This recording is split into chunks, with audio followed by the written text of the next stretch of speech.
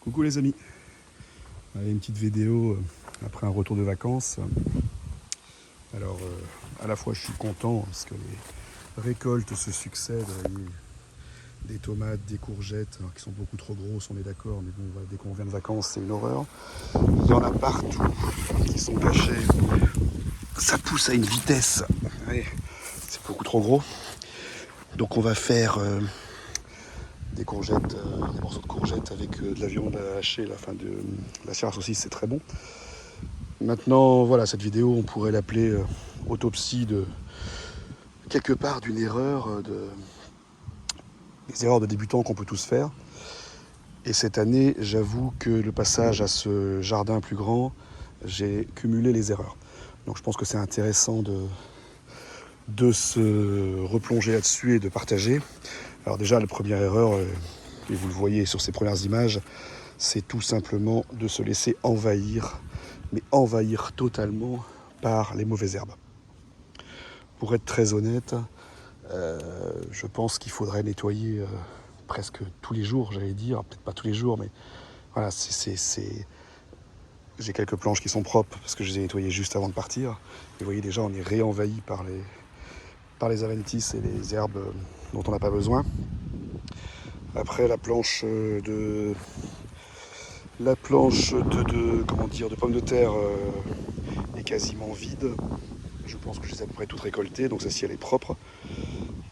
On a les derniers haricots qui ont été plantés autour du 10 août, donc nous sommes en Bretagne, qui je pense arriveront peut-être quand même à nous faire quelques petits haricots. Là pour l'instant ils montent tranquillement, je ne les ai pas tutorés, c'est pas très grave. De toute façon je doute qu'ils aillent bien loin.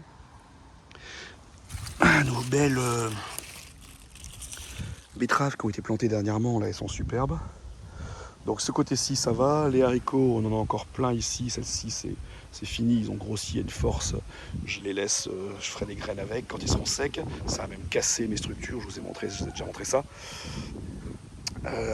Les radis c'est un succès, là ça pousse bien, là il y a du radis, pas de souci. Moi j'éclaircis pas les radis, hein. Honnêtement j'essaie de les semer pas trop de rue et après j'éclaircis pas, très honnêtement ça fait moins de boulot. Le bar à salade c'est terminé, il faudrait que je le vide et que je replante, ça c'est top, faut vraiment que je vous en reparle.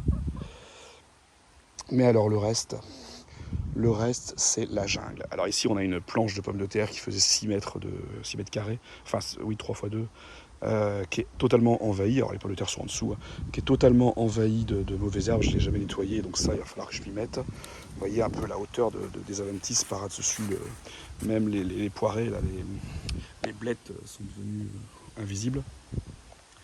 Là, les petits fruitiers là-bas ils se sont laissés envahir aussi. Donc ça très honnêtement c'est de ma faute. Et ici tout la zone à courge. Regardez-moi ça, c'est hallucinant, c'est ça, la mauvaise herbe, c'est incroyable. Toute la zone à courge ici, alors qui était anciennement la zone à tomate, mais qui a chopé le mildiou, j'ai tout arraché. La zone à courge se fait envahir aussi d'herbes. Regardez un peu la taille des courges. Et ma main, la taille des courges, c'est génial. Les courgettes, c'est de la folie. On n'a pas le temps de les ramasser, qu'elles deviennent énormes. Vous voyez un peu. Alors je vous avoue que c'est pas terrible comme ça. Donc la seule solution c'est de les ouvrir, d'enlever tous les pépins et de faire de la chair à saucisse avec, c'est sympa. Voilà, il y a un peu là, les engins, donc alors qu'on devrait les ramasser tout petits. Les haricots, ça marche à fond. Il y en a plein, mais c'est pareil, on les ramasse pas assez vite et ils deviennent déjà trop gros. Et donc voilà, autopsie d'erreur. Je pourrais appeler ma vidéo comme ça. Cette année, c'est vraiment... Voilà, je suis passé de 20 mètres carrés à 140 mètres carrés. Et honnêtement, je me suis fait avoir par la poussée des adventices. Il va falloir que j'arrache tout. Vous voyez, cette planche-là, elle a été nettoyée juste avant mon départ en vacances. J'y ai planté de la salade. Elle est envahie. Alors, c'est pas très compliqué à nettoyer, il faut que je le fasse, c'est tout. La salade qui a bien poussé d'ailleurs. Mais c'est envahi, j'ai planté des salades plus grosses, c'est envahi aussi. Honnêtement, il y a vraiment un boulot de nettoyage à faire, j'allais dire presque quotidien. Et ça, l'année prochaine, faut pas que je me loupe là-dessus. Voilà.